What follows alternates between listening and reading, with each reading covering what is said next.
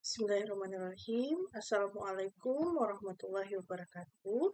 Selamat pagi semuanya. Mohon izin, saya Rizka Berlian, mahasiswa S3 Doktor Pendidikan Pasca Sarjana Untirta. Hari ini saya akan mempresentasikan mengenai Human Performance Improvement atau HPI dan Defining Human Performance Improvement. Adapun yang akan saya sajikan hari ini merupakan lanjutan dari presentasi sebelumnya mengenai 10 prinsip dasar dari Human Performance Technology atau teknologi kinerja manusia.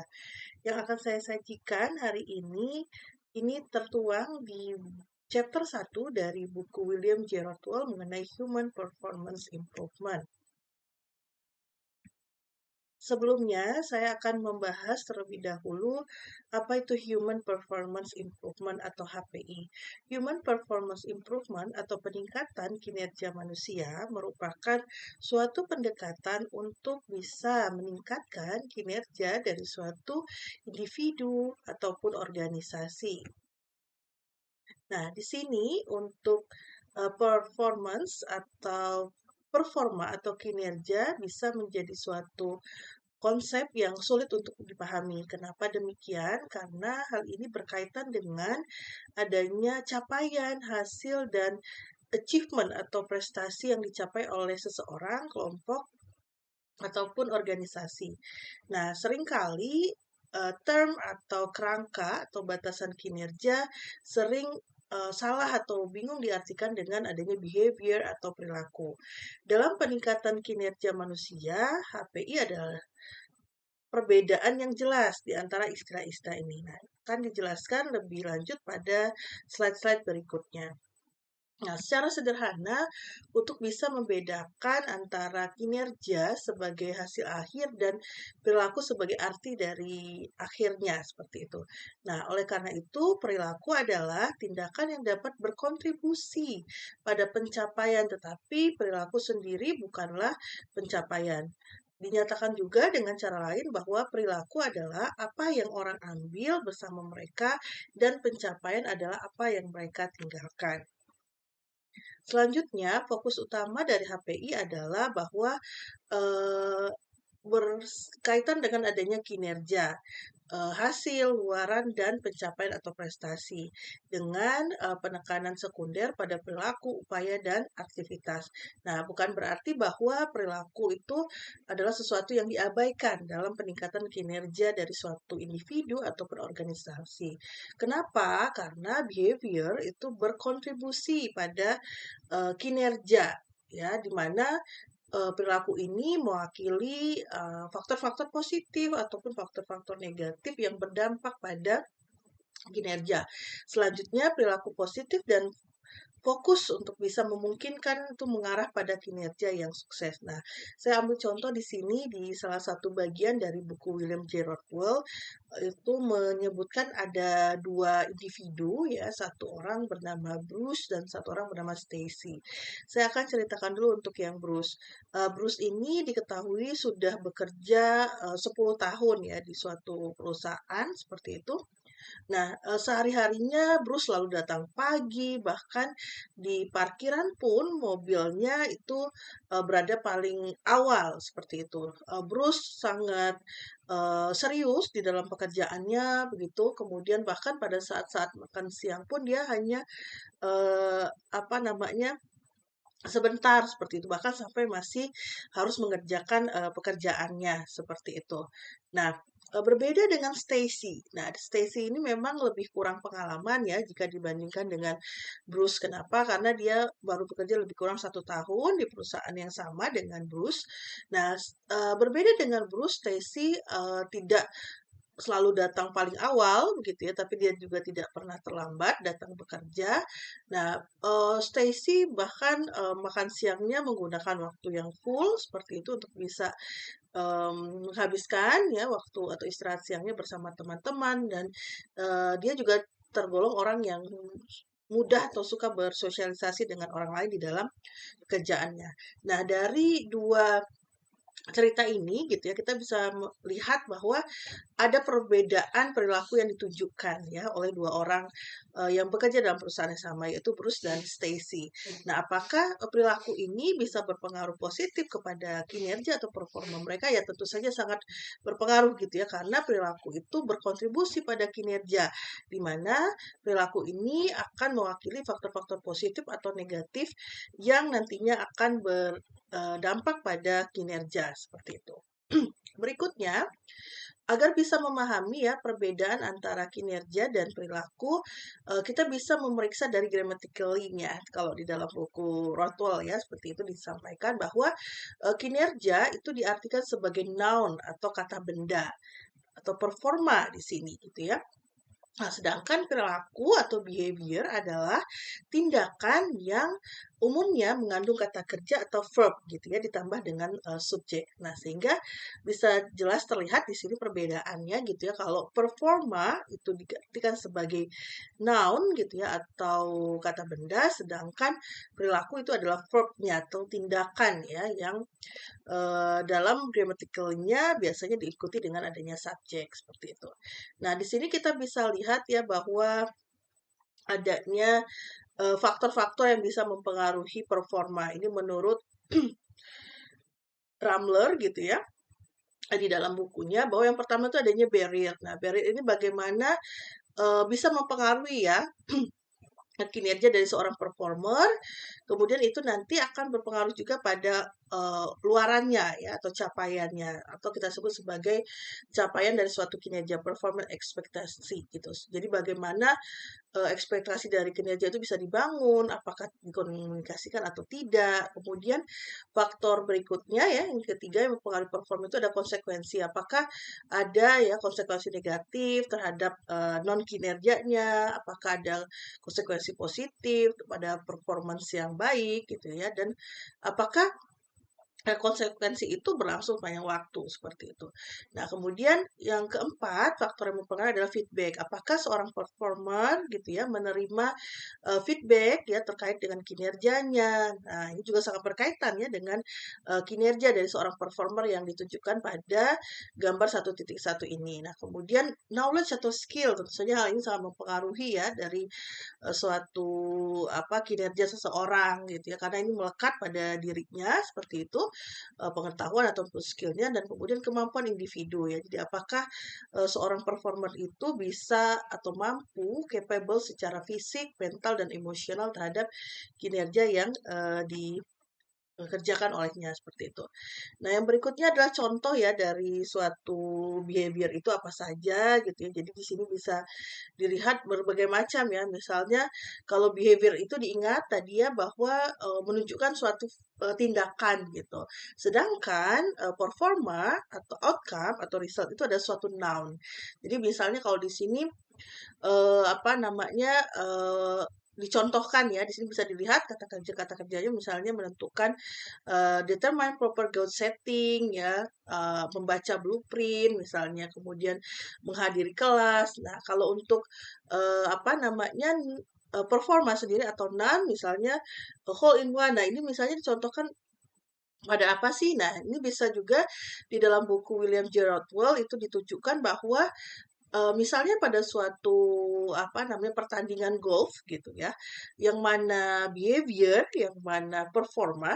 Nah, performa di sini adalah misalnya kalau dalam pertandingan golf skor yang ditunjukkan gitu ya oleh orang atau pegolf di situ gitu ya. Misalnya skornya 15-30 misalnya seperti itu. Nah, itu menunjukkan apakah dalam satu kali misalnya apa namanya dia mengayuh stick golfnya apakah itu langsung masuk ke dalam hole-nya atau tidak. Nah, itu adalah skor yang ditunjukkan itu adalah performa gitu ya. Sedangkan behavior adalah bagaimana si pegolf tadi gitu ya melakukan apa namanya ayunan stick golfnya gitu ya. Apakah dia mengambil posisi dengan memposisikannya tubuhnya dengan baik atau tidak. Nah, itu adalah suatu behavior gitu ya. Nah, misalnya dia bisa melakukan hole in one gitu ya dalam satu kali swing itu hanya dengan satu kali sehingga bisa ditunjukkan oleh penambahan skor.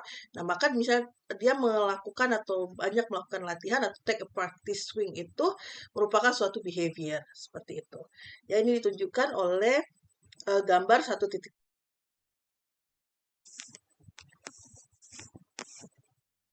Baik, saya izin melanjutkan terkait dengan apa yang tadi sudah saya sampaikan. Berikutnya setelah tadi kita belajar tentang perbedaan antara perilaku dan kinerja, sekarang saya akan menjelaskan mengenai faktor-faktor yang mempengaruhi performa. Nah, ada dua di sini terkait dengan rumusan bagaimana faktor-faktor itu bisa mempengaruhi performa atau kinerja. Yang pertama adalah suatu model sistem menurut Ramler dan Brace. Yang kedua adalah bagaimana Thomas Gilbert gitu ya menyatakan dalam model perekayasaan perilaku atau the behavior engineering model. Nah, saya akan menjelaskan secara detail masing-masing model tersebut. Yang pertama, ini menurut uh, Ramler and Brace ya, jadi model dasar dari suatu sistem yang mempengaruhi kinerja tersebut ada 6. Yang pertama adalah spesifikasi dari suatu kinerja. Yang kedua adalah bagaimana interferensi dari suatu tugas yang diberikan, kemudian konsekuensinya, di sini ada konsekuensi positif ataupun konsekuensi negatif, seperti itu. Terus apakah ada timbal balik atau umpan balik gitu ya yang diberikan kepada suatu seseorang performer, kemudian knowledge atau skill yang dimiliki oleh performer tersebut dan kapasitas dari individu tadi. Nah, yang berikutnya, the behavior engineering model menurut Thomas Gilbert ini ada 6 juga. Yang pertama, data dan informasi, kemudian resource atau sumber daya, peralatan dan support dari lingkungannya, kemudian konsekuensi, insentif gitu yang diberikan ataupun bentuk penghargaan yang bisa mempengaruhi kinerja, lalu skills dan knowledge, lalu kapasitas dari individu dan motif. Nah, jadi pada dasarnya kalau kita lihat antara the behavior engineering modelnya Thomas Gilbert dengan suatu model dasar yang disebutkan oleh Ramler and Brace itu pada dasarnya sama ya. Jadi kita bisa lihat di sini adanya consequences ya, adanya skill and knowledge, ada individual capacity gitu ya. Bagaimana itu bisa mempengaruhi kinerja dari suatu apa namanya seorang gitu ya atau performer di sini. Nah, di sini saya akan melanjutkan mengenai pendefinisian dari human performance improvement. Jadi ada beberapa atau banyak ahli gitu ya yang mencoba mendefinisikan apa itu human performance improvement. Jadi ada banyak karakterisasi di sini. Jadi kalau menurut Rodwell tahun 2000 secara umum gitu ya, pelabelan untuk human performance improvement itu ada 4 di sini. Ada menurut Persing, Human Performance Technology penyebutannya, kemudian ada juga menurut Gilbert dan Dean, Performance Engineering atau Human Performance Enhancement menurut Rodwell di tahun 2005, kemudian Performance Consulting ini menurut Robinson di tahun 1995. Untuk slide berikutnya, di sini Stolovich dan Kipps menggunakan istilah Human Performance Technology. Mereka mendefinisikan bahwa Human Performance Technology itu bersifat sistematik, yaitu pendekatan yang terencana seperti itu, yang sudah disusun secara apa matang seperti itu. Kemudian bagaimana HPT itu bersifat sistemik karena bisa bekerja atau digunakan dalam suatu organisasi dan bagaimana HPT itu dibangun secara saintifik ya berdasarkan teori-teori yang ada dan data-data empiris yang tersedia seperti itu. Kemudian HPT juga bersifat terbuka ya untuk semua orang, metode dan media. Kemudian bagaimana HPT itu bisa fokus pada pencapaian dari suatu kinerja seseorang dan nilai dari suatu organisasi tersebut. Nah, di sini ada lebih kurang 9 ya, di buku William J. Rothwell, ada berbagai ahli gitu ya yang menyampaikan terkait dengan definisi dari human performance improvement. Di sini ada menurut Gilbert, menurut Hilmes, menurut Persing gitu ya, bahwa kalau kita lihat di sini pada dasarnya kata kuncinya itu adalah sistematik gitu ya, pendekatan, kemudian penganalisaan, improve gitu ya, kemudian tujuan, kemudian bagaimana mendesain, mendevelop ya dari suatu kinerja individu ataupun organisasi sehingga bisa meningkatkan kinerja dari seorang individu ataupun organisasi. Yang berikutnya adalah di sini ya bisa kita lihat ya bahwa berbagai macam juga kata kunci untuk mendefinisikan the human performance improvement, adanya human performance gaps, jadi adanya kesenjangan antara perilaku yang seharusnya dengan perilaku yang dimiliki saat ini itu seperti apa. Kemudian kalau menurut Stolovic dan Kipps ya di tahun 1999 menyatakan bahwa human performance improvement itu adalah suatu pendekatan yang direkayasa atau perekayasaan pendekatan untuk bisa menghasilkan pencapaian yang diinginkan gitu ya dari kesenjangan yang ada saat ini itu seperti apa. Begitupun yang disampaikan oleh Fanti Mosley and Desinger. Gitu, jadi proses sistematik yang berhubungan dengan bagaimana misalnya dalam suatu perusahaan itu bisa mencapai atau memperbaiki kinerja para karyawannya gitu ya untuk bisa mencapai perbaikan kinerja yang nanti berdampak akhirnya adalah ya output yang lebih besar gitu ya, hasil penjualan yang lebih besar. Nah, ini misalnya banyak terlihat pada kalau misalnya seorang sales gitu ya, dia tuh kan bisa terukurnya performanya adalah dari seberapa besar sih gitu ya dia bisa mencapai target penjualan yang ada. Apakah apa namanya outperform atau underperform seperti itu. Bisa dilihat di sini.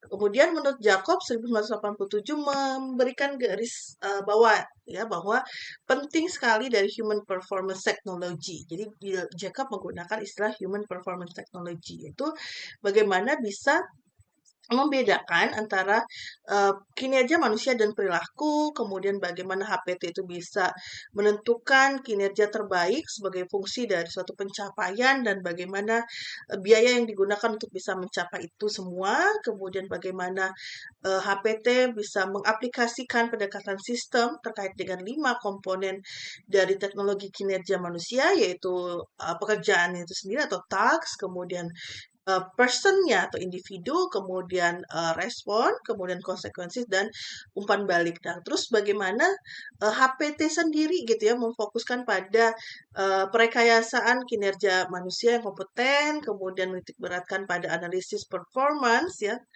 permasalahan performa atau kinerja, kebutuhan dan tujuan serta bagaimana menitik beratkan pada pencontohan ya, lalu bagaimana HPT fokus pada pengidentifikasian dan bagaimana mengalamatkan apa sih penyebab dari adanya kesenjangan kinerja tersebut sehingga bisa mempengaruhi pencapaian seperti itu. Nah, ini untuk bagaimana meningkatkan kinerja, di sini ada 5 ya, dengan menggunakan pelatihan, yang kita sebut sebagai workshop, diklat, ya, apapun bentuknya, seperti itu. Kemudian bagaimana adanya suatu alat bantu dalam menunjukkan kinerja dalam pekerjaannya, kemudian sistem umpan balik gitu ya terkait dengan kinerja dari suatu individu ataupun organisasi. Kemudian tentu saja kalau kita ingin meningkatkan kinerja kita harus pilih-pilih tuh dalam meng-hire apa namanya calon karyawan kita, terus bagaimana apa ya memperbaiki ya di dalam sistem organisasinya atau organizational redesign. Nah, kalau menurut ASTD, American Society for Training and Development, ini di tahun 1996 mensponsori adanya suatu penelitian ya atau research terkait dengan bagaimana identifikasi peran, kompetensi dan keluaran yang terkait dengan pekerjaan peningkatan kinerja manusia. Nah, hasilnya ya adalah model ASTD, American Society for Training and Development, dari peningkatan kinerja menurut Rothwell di tahun 2000 gitu ya. Jadi merupakan upaya formal untuk mengidentifikasi kompetensi yang terkait dengan pekerjaan peningkatan kinerja manusia. Nah, kemudian human performance improvement di sini atau HPI inilah kemudian label yang digunakan oleh Rothwell ya di tahun 2000 dalam studi model ASTD. Nah, untuk Ratlo sendiri ya mendefinisikan human performance improvement itu adalah suatu proses penemuan, discovery, ya, systematic analysis yang penting terhadap kesenjangan kinerja gitu ya. Kemudian bagaimana planning, improve dari kinerja manusia di masa yang akan datang itu seperti apa dengan melihat kesenjangan kinerja yang ada saat ini dan target yang akan dicapai, bagaimana mendesain bentuk perbaikannya atau intervensinya berupa pelatihan gitu ya yang tentu saja hemat biaya gitu ya, terus tetap etis untuk bisa menutup kesenjangan kinerja yang ada dan bagaimana baik, saya akan melanjutkan presentasinya terkait dengan Human Performance Improvement. Ini sudah merupakan bagian akhir dari Human Performance Improvement dan Defining Human Performance Improvement yang saya sarikan dari chapter 1 dari buku William J. Rothwell mengenai Human Performance Improvement dan bagaimana ini bisa digunakan dalam meningkatkan kinerja individu ataupun organisasi. Nah, menurut Jacobs tahun 1987, pada dasarnya ya ada 4 langkah dalam model human performance improvement. Apa saja? Yang pertama adalah analisis. Analisis yang dimaksud di sini adalah bagaimana kita bisa membuat suatu deskripsi yang sistematik secara keseluruhan atau holistik terkait dengan adanya ya kesenjangan kinerja misalnya dalam suatu perusahaan saat ini gitu ya dengan target yang harusnya dicapai itu seperti apa. Nah, kemudian bagaimana kita seleksi gitu ya intervensi ataupun pendekatan yang kita gunakan misalnya dengan adanya pelatihan, workshop ataupun diklat, kemudian bagaimana desain dari pemilihan intervensi itu untuk bisa diimplementasikan dan dievaluasi. Nah, yang berikutnya Jacobs 1987 juga menjelaskan bahwa sebenarnya siapapun ya bisa melakukan ya ataupun bisa menjadi seorang praktisi dari human performance improvement di mana bahwa setiap orang tersebut misalnya dalam suatu organisasi harus benar-benar terlibat tuh di dalam human performance improvement itu sendiri sehingga apa namanya tujuan ya dari suatu organisasi untuk bisa mencapai goals tertentu atau misalnya dalam perusahaan untuk bisa mencapai target penjualan itu bisa tercapai seperti itu. Nah, adapun daftar pustaka yang saya gunakan ini di dalam buku Rothwell, Horn dan King ya, Human Performance Improvement Building Practitioner Competence Second Edition Library of Congress Cataloging in Publication Data USA. Nah, itu saja yang bisa saya sampaikan. Saya izin menyimpulkan bahwa di dalam human performance improvement itu adalah suatu pendekatan yang sangat sistematis gitu ya agar bisa meningkatkan kinerja dari suatu individu ataupun organisasi. Lebih dan kurangnya saya mohon maaf. Terima kasih. Semoga bermanfaat presentasi yang saya sajikan. Saya akhiri. Assalamualaikum warahmatullahi wabarakatuh.